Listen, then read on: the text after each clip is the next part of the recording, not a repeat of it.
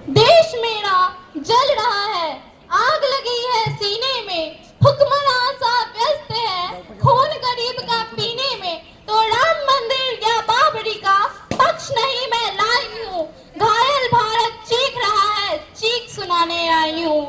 सुप्रभात परम आदरणीय सभापति महोदय, प्रधानाचार्य महोदया, शिक्षकगण एवं मेरे प्रिय मित्रों, मैं तान्या सिंह आज अपने देश में हुए आतंकी हमलों पर एक विचार प्रस्तुत करने जा रही हूँ।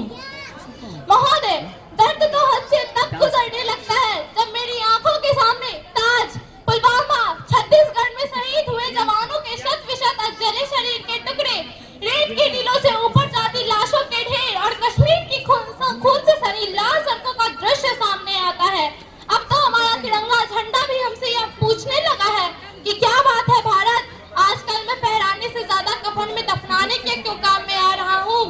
महोदय, हृदय तो उस दिन फट गया था जब बूढ़ी माँ अपने बेटे के चित्रों को देखकर बोली कि साहब आप तो भर्ती में 1 इंच भी कम नहीं लेते, मैं आधा शरीर कैसे ले लूं। आज इन मानवाधिकारों के कारण, इन आतंकियों के हमलों के कारण इन आकाओं की नाक बनी हंसती है और हमारे शहीद हुए जवानों के आंगन की तुलसी रोती है। जब एक शहीद हुए जवान की विधवा की वेदना यह चीख चीख कर कहती है कि प्यार भी भरपूर गया, मांग का सिंदूर गया, नन्हे ननिहालों की मस्ती चली गई, छोटी छोटी बेटियों की चोटियां चली गई और आपके लिए तो एक आदमी मरा है साहब, मेरे घर की तो रोटियां ही चली गई।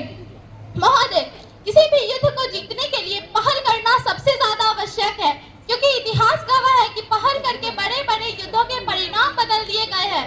परंतु आज इन मानवाधिकारों के कारण हमारे देश के जवान इस कदर बंधे हुए हैं कि अपनी ड्यूटी पर खड़े होकर के भी वे आज पहल करने से डरते हैं, क्योंकि भविष्य में उन्हें कटघरे में खड़े होने का डर सता रहा होता है। वे यह जानते हैं कि एक उग्रवादी की राइफल से निकलने वाली गोली को यह तय करना पड़े या ना पड़े कि वह किसे लगेगी, परंतु हमारे राइफल से निकलने वाली हर एक गोली को तय करना पड़ता है, चाहे वह किसी दोषी को लगे या ना लगे, परंतु किसी निर्दोष को नहीं लगनी चाहिए। यदि ऐसा हुआ तो उन्हें नहीं ये समाज छोड़ेगा, नहीं ये तिल की तार बनाने वाली मीडिया उन्हें छोड़ेंगी।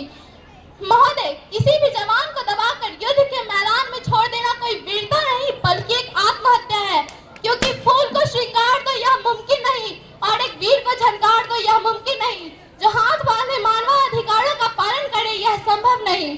आज हम सभी की निष्ठा पर चलते हुए हमारे जवान इन आतंकवादियों, इन पत्थरबाजियों से डरते हैं, क्योंकि वह ये जानते हैं कि अगर इनकी गोली टारगेट को हिट नहीं भी करेगी तो भी 400 मीटर तक जाएगी। यदि इसी बीच वह किसी निर्दोष को लग गई तो उन्हें उनकी नौकरी से हाथ भी धोना पड़ सकता है और अपनी नौकरी को बचाए रखने के खातिर आज भी एक जवान यह सोचता है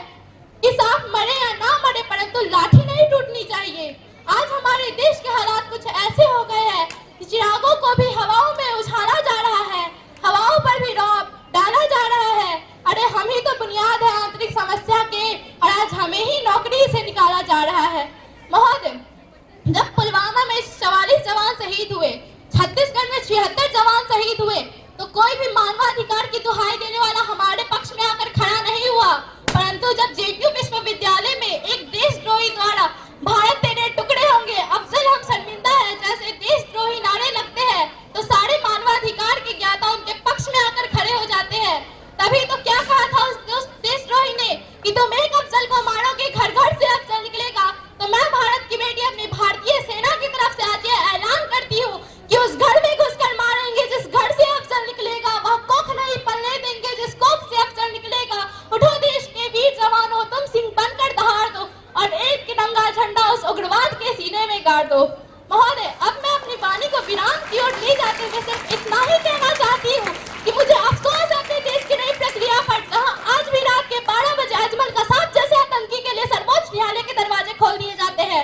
मानवाधिकार की दुहाई देने वालों, सीमा पर लड़ा नहीं जाता, चरखों से शौलों के आगे रामायण पढ़ी नहीं जाती, गोलों से धरती के घोर हादसों को सूरज ही हर